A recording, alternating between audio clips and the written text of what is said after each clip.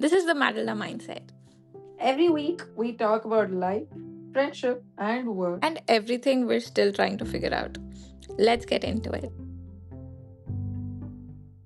Do you remember the first ever music video that you watched?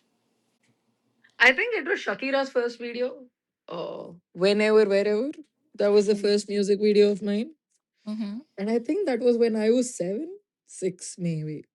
And that was the first time we got internet home.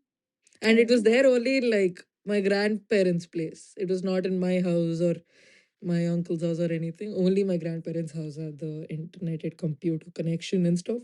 Mm-hmm. And we saw it there. Wow. We could download those videos back then from multiple locations and put them into Mm-hmm. like a CD, overwrite a CD.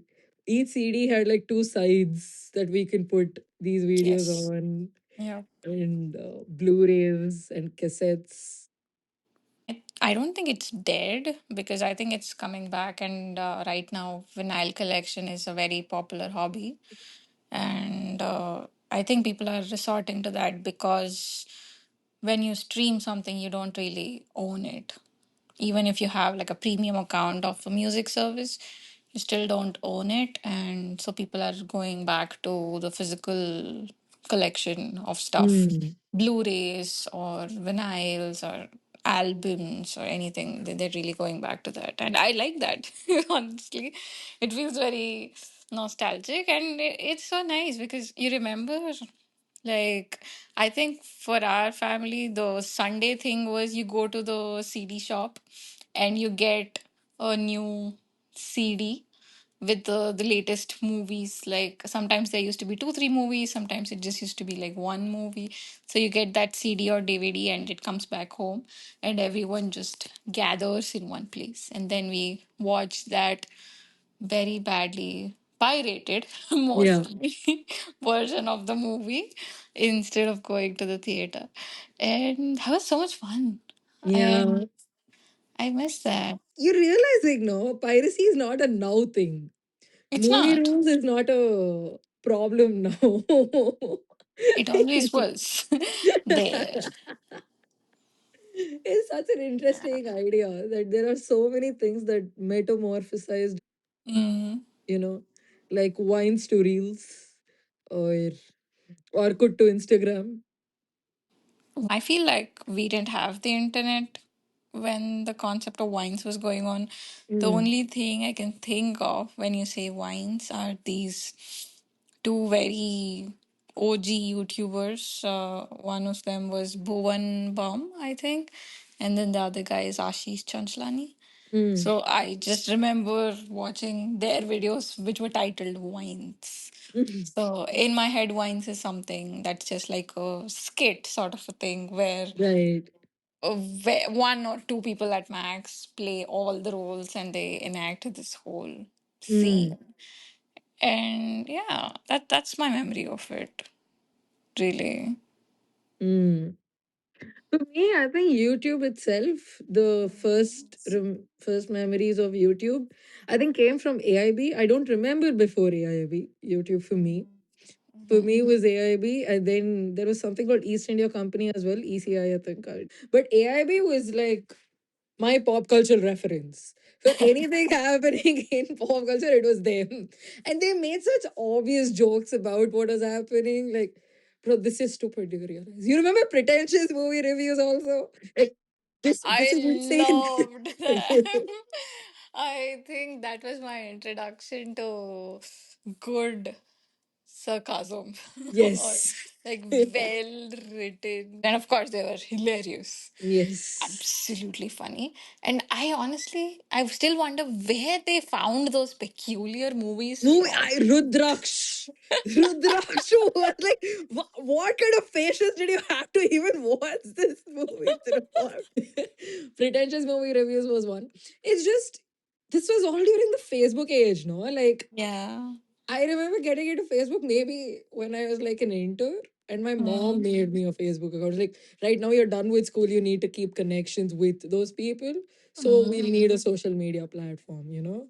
That's very interesting because it was exactly the opposite at my Yeah. home, where they were like, you don't need all of this for your age. Just focus on studies. Was the vibe going on? And Yeah, for most of them, it was like that. I think I heard it from my sisters a lot also, where Facebook was not for kids, you know. mm, It was mm, not for under 18. I don't know why that was the case back then, but it was not for under 18 or under 20. You had mm. to be an adult to have even your photo as your DP in Facebook. That is such a big controversy, I think. Yeah. I think it was the fact that you uploading your picture in a public place and the picture could be used differently. Yeah. Yeah. Well, that's true. Is that feel gone right now?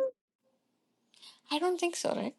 I Yeah. think we still hesitate to keep our accounts public or keep our pictures public. But we And put our photos on ChatGPT for Ghibli's of it. well, Tomato, tomato. in my defense, ChatGPT does has not seen me yet.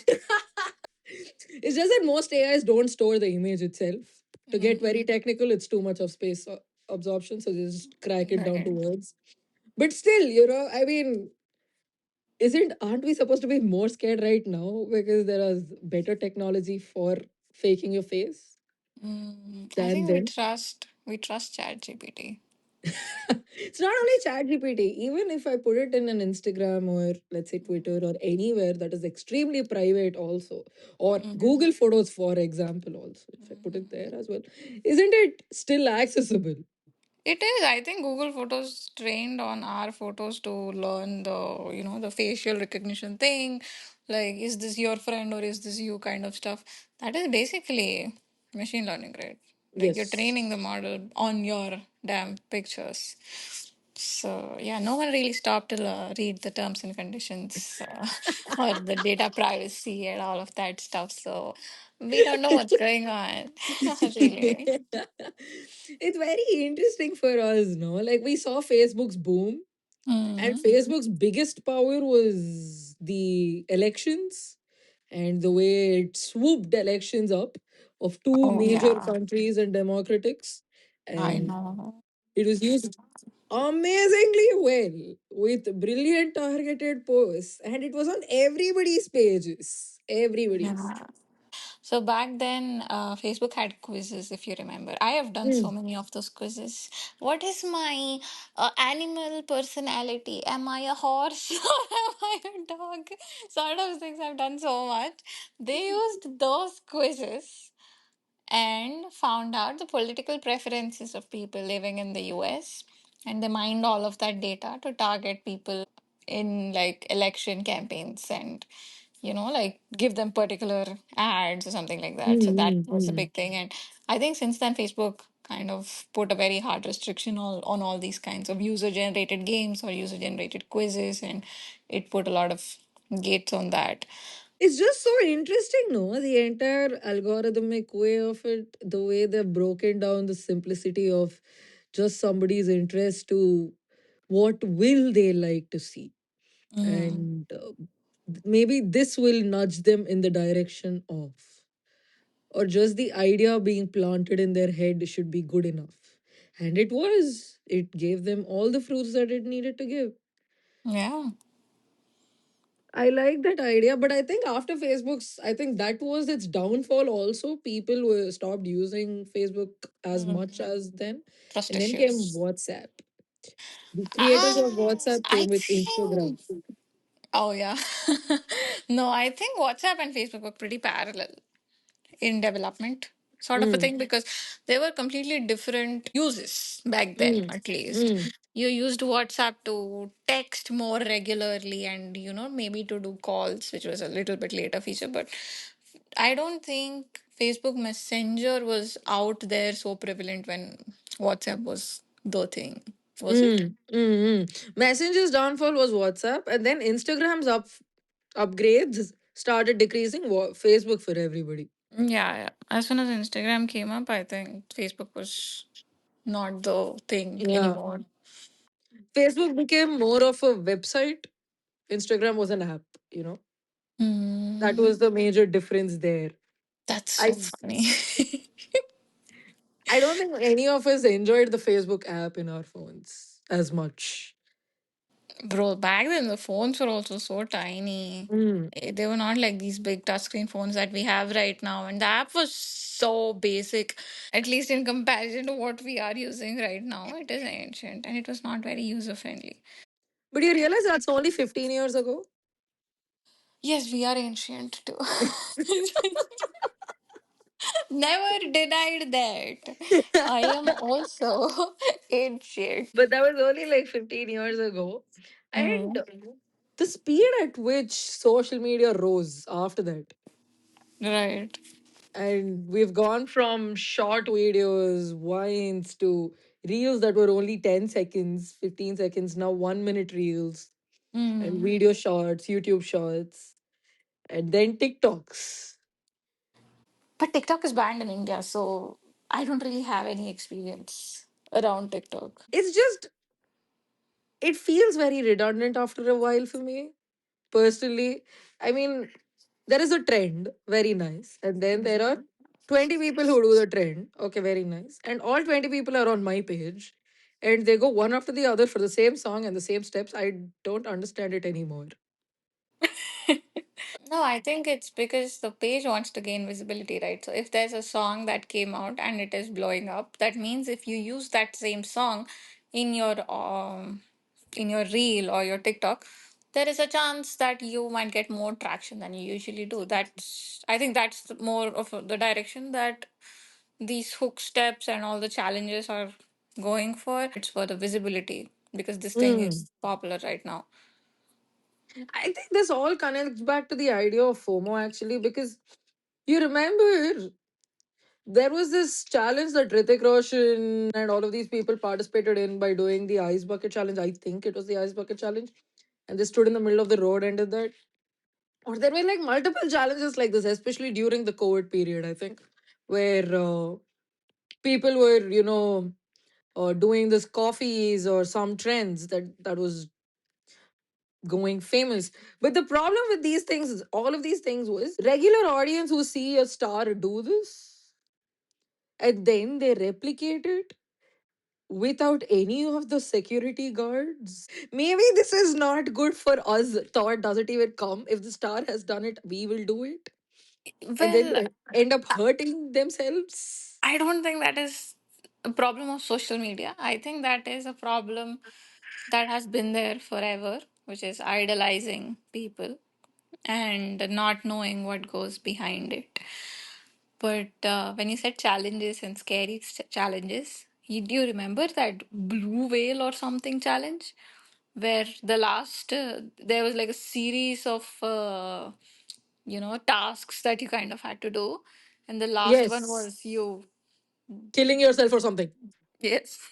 Yeah, and they did it. There were so many things.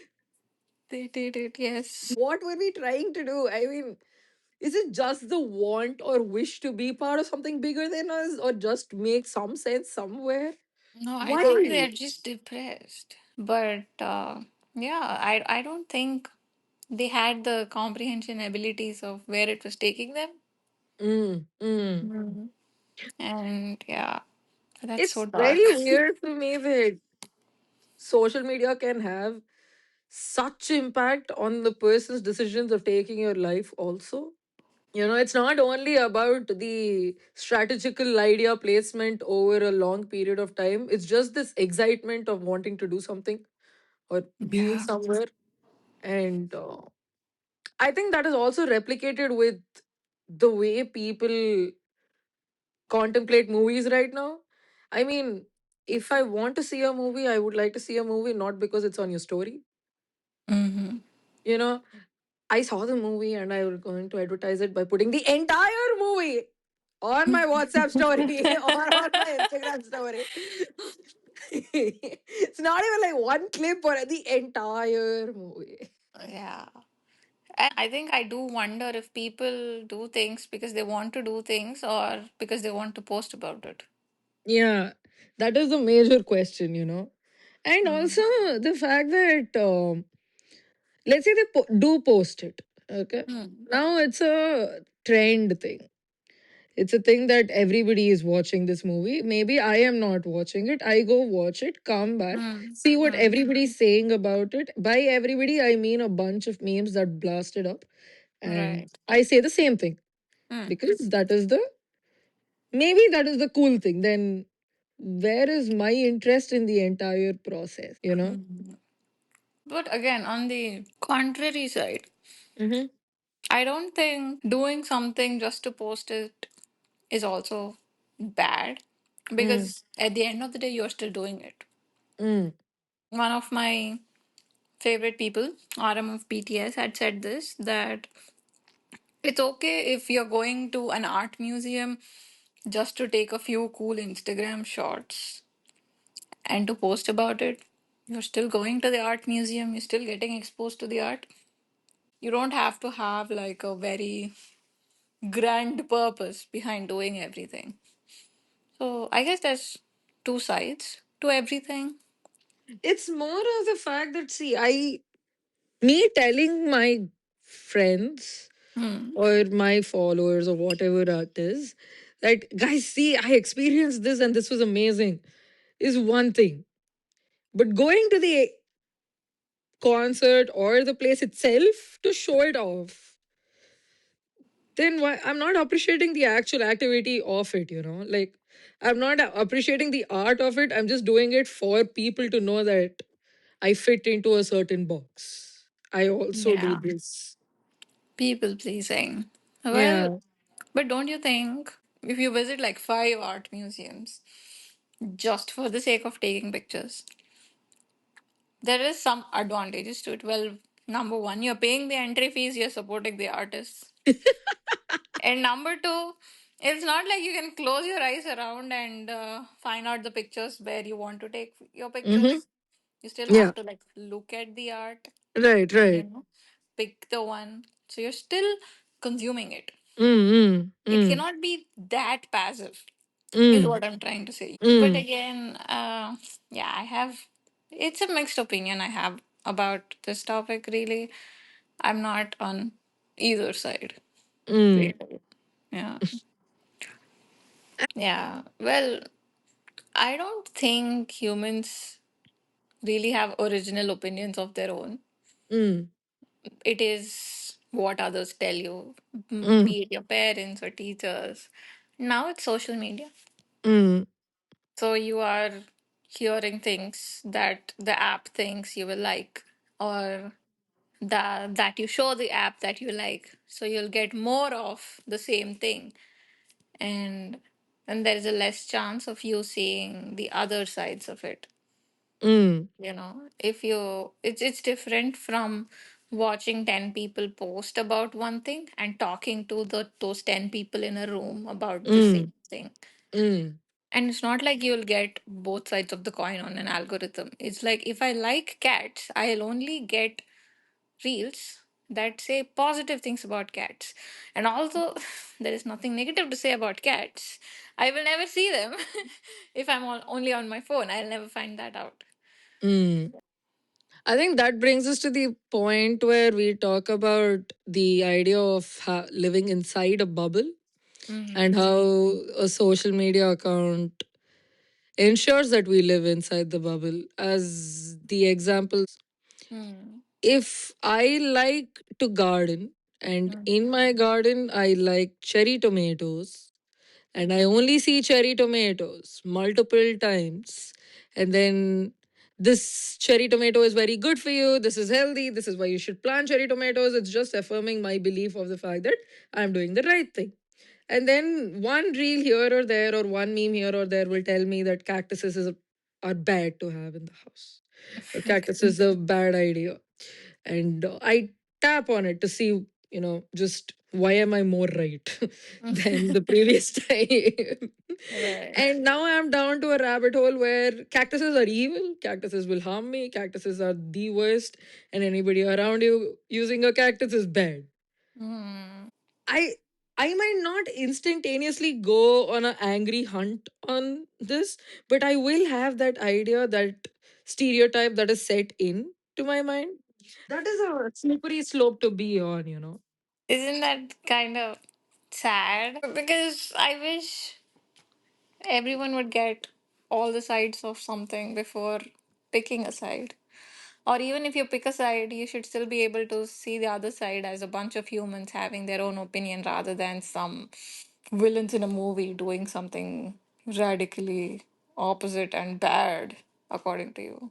Yeah, what's happening with us living in a bubble is we constantly feel that we're being targeted. You Yeah. know, that somebody is out there to get me. See, the bubble itself, by the bubble, I don't mean only hate or only Mm. anger or violence or things like that. We also tend to be stuck in our own bubbles of sorrow, single daughter reels, or, eldest daughter. If you are an eldest daughter, you must have experienced being hyper independent. I You am know? the target audience of that right now. My Instagram, half of them are eldest daughter reels, and I keep sending them to To your brother? my friends. And so I get more. Yeah. Yes. But Yeah. it's especially that sad reels thing, no? What is, as an example, we'll take that. The main problem with that is, let's say there is a sad reel and the person has gone through a breakup and he has said something very generic, saying, all women do is hurt. Okay. And then there is a meme somewhere that all women are using you. And the minute you click on Gosh. that, okay, Mm. and then it leads to, you are a very sensitive boy who is trying to put everything out there and who's not appreciated. And now his entire Instagram feed for that entire 2 to 3 months was just reels telling him that he is the victim of something. Yeah, that's not the algorithm's fault. No, you're liking that and sharing that, and the algorithm will give you that. If that's Yeah. what it assumes, that that is what you like. And that is Yeah. also making you show up more to the app itself because that's giving you validation, which your friends wouldn't. Your friends will tell you to get your head out of your ass and realize that you might also be the problem. That Mm. both of you could have made the mistakes. And that's okay. That is not a big deal. Your friends will tell you that. But Yeah. that small bubble that you have created for yourself right now makes you believe that you are the only thing that matters. Mm. Papam, you are the victim. Shit happened to you. This is very sad. Yeah. Isn't that just easier? Yeah, you're in so much denial that you don't want to take up your end of the responsibility. And of course, I have a thing against the algorithm as well because rage bait is the most engaging content. I think that So, is an age old thing, honestly. From yeah, films to books to anything, that if you say that this book is banned, it is more interesting as to why it is banned. attractive. The Yes. forbidden fruit. Yes. And Yeah. also, when violence is there, that is the hook for anybody to be there. Especially if it hits the right spot of violence, if it makes you angry, you're in a Mm. theater. Because Yeah. right now, this is a written fact. None of us are sitting without three screens. No matter the job you do, no matter the place you are, you'll have a phone, you'll have a TV, you'll have a laptop, and that is always there. The Yeah. purpose of the TV is to ensure that there is static noise everywhere. And the purpose of a phone is to give you instantaneous dopamine, and the laptop is for actual work, or maybe another video is running parallelly. Don't Mm. know, but you need to have something that is all the time triggering you to just make you feel like you're present. I guess it's not triggering. I would say numbing you Mhm. because it numbs your thoughts. And if there's a constant noise playing in the background, then there's no way you'll hear your own thoughts. So it's Mm. numbing your thoughts rather than triggering you, I'd say. Mm. My question here will be, if you're seeing three screens with three different contents constantly, are you really absorbing anything at all? Of course not. Why would you? Would you Yeah. be completely a part of any of the experience? If you're listening to a song, are you listening to the song? Are you feeling the music? Are you trying to understand what the artist is trying to say? or is it just background noise for you? And yeah, and that's why isn't a lot of art also shifting in that direction, that it can be something that can be in the background.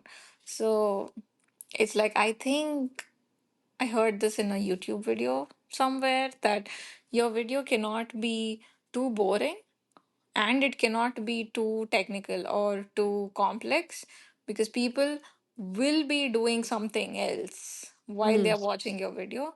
So you have to be just engaging enough. If Because if you make it too complex, they'll walk away because they are multitasking. And if you are also, too boring, then they'll walk away because they don't have a reason to watch you. So that's the position that we are in, and content is also moving in that direction right now. Yeah. so, for example, let's say I watch a movie. Okay. Mhm. I watch the movie till the end without any other distractions, and I'm comfortable doing that. I form my own opinion on the movie as to why I like it, why I don't like it. I come out of that. But also the fact that when I am doing something extremely mundane, I would like just loud music in the background. I would just like to dance around when I'm cooking or listen to a book when I'm working. Mm, Okay. That's just something I like to have. mm. So, are these signs of ADHD? Honestly, maybe it might be that we have all shifted a little bit towards multitasking. But again, brain scientists say that there is no such thing as multitasking. Mm, It is context switching, but it's not two things happening at the same time. Absolutely cannot happen in your head. mm. You're just switching constantly between tuck, tuck, tuck, tuck, tuck, tuck. So it's like 1 second you're listening to music and 1 second you're working, which is so much overload, honestly, on our tiny little brains. But hasn't that also affected the concept of attention span for us, in general, where we are not able to see something that is longer than a set time period anymore?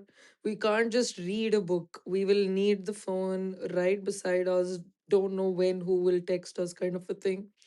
And it's Mm. not like the world will stop in that 1 hour that you don't use the phone. 1 hour later, it is still there. And every person that you talk to singularly Mhm. will agree to this. Will 100% say that yes, that is right. The world won't stop if you don't use your phone. Yeah. But again, it's not like they don't use their phone. It has to constantly be there because most of the people I know have a app lock Yeah. to help them control that. They Hmm. can't just not use it.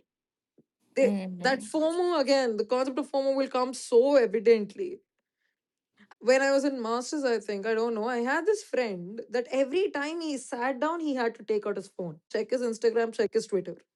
Why though? What's happening on Instagram and I Twitter? don't know. It was not only was it for responding to any messages, but it was just to see what is there. And even if it was for 5 minutes, he just was going from one table to another table. The minute he sat down there, he had to take out the phone and check. What would happen in this 5 minutes? Nothing. But have you considered the possibility of anxiety? Like, I think the reason why I must carry my phone around, at least for me, is has increased since I moved to another country away from home. So for Mm, me, it's like I have to have my phone next to me because I don't know what's happening in India, what's mm. happening to my family. So I always have to have my phone on me so that I can be informed immediately. So Mhm. when I was in India, I used to literally live on the aeroplane mode. My phone Mm. was always in the aeroplane mode. If somebody had to reach me, they had to call the person beside me. Right. So that was completely free. But since I moved to the States, my phone has never even gone into a DND. Mm. And because I have to constantly know if they need me, they have to give me a call. That I Exactly. completely It understand. cannot be in a fully D&D mode. Yes. Yeah. At least 5 times, 6 times I check if I've gotten any response or are they asking for something, anything in general. But that is not the point that we're talking about, right? My question lies between social media alone. Hmm. Do you really need your phone during a movie? Do you really need your phone during a book or a conversation? When someone is talking to you, do you really need to take out your phone? That's bad manners. That is like it's not even something that the person is trying to do. It's an instinct, right? It just Yeah. happens, like it's been so long at this point. Let's Yeah. just open it, like a drug addiction. Ah, yeah, like, people who smoke, even when they don't smoke, they Yes. are like, their fingers are itching, sort of a Yes. feeling. Our hands are itching when our phone is not Yes. in our hands now. What is this obligation? I think this will also get to the point where when you're eating, you always need a screen, you know? Ah, yeah, we need the background YouTube video to watch. Yes. And that, okay, when you're alone, Mm, till a limit, also that makes sense. mm. But when you're with people, also that has become like a thing right now that you can't eat without a screen. No, I know what you mean because I would like to talk or just be in the moment while I'm Mm, eating, but almost no one I know can do that. And I think I only started becoming that person after one of my previous therapists told me that if you're more mindful about what you're eating, your body will absorb it better.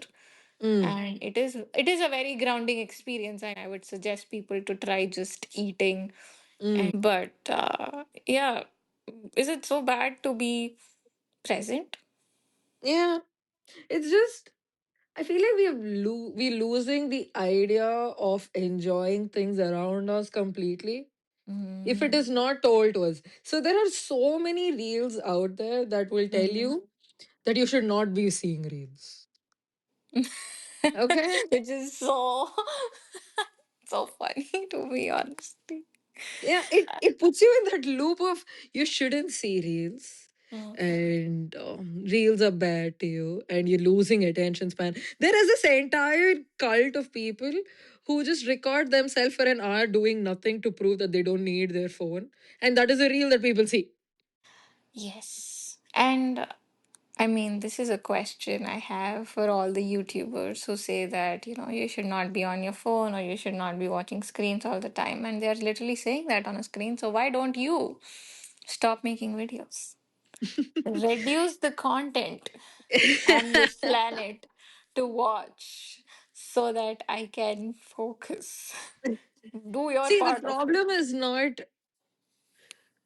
I don't personally see these big companies or target advertising or content creation as the evil lord that it is being told to be. When the minute you say we're all the time on the phones, your immediate thought goes, oh my god, algorithm is bad, algorithm is evil. No, just stop using it. It is perfectly okay to not use it. It won't kill you. Algorithm is not going to come to your house, knock on your door, and then shoot you in the head. Yeah. You can just stop using it. Then why are you complaining about the institute that Mhm. benefited on your lack of self control? Yeah.